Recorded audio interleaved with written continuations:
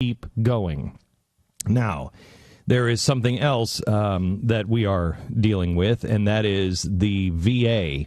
And Yvonne Donnelly, who runs the 912 Project nationally, is on with us. And she wrote to me last night with an idea that she heard from a friend. Hi, Yvonne. Hi, Glenn. How are you? Great. How are things in the People's Republic of New York? Well, it's still pure communism. It's good stuff. Good stuff. Can't get enough of that. So, Yvonne, tell me your idea on the VA.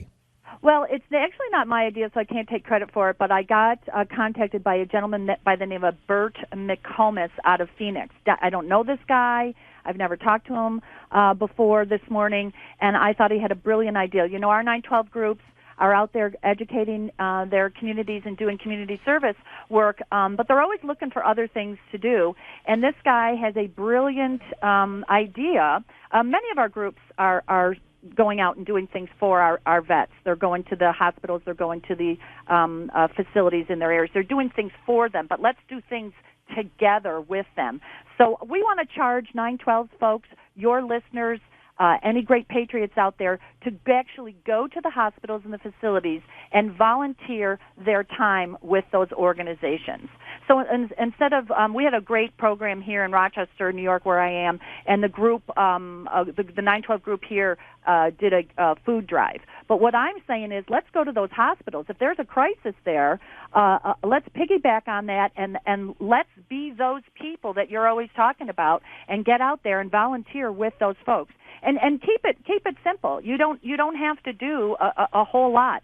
The site that this gentleman has that he has launched is vacrisis.com, and you can go sign up. And this is merely a way for us to. He's going to give those names and numbers to your local facilities, VA hospitals, to say, hey, we're going to volunteer. But you need to also contact those facilities, and don't give up.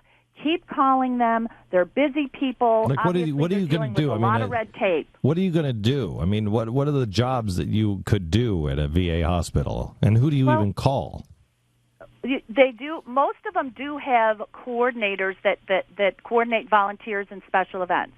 And I went on my local site last night, Glenn, and found that there was a contact person. So go to your local site, whether it's a hospital or outreach center, and there should be a person for you to contact.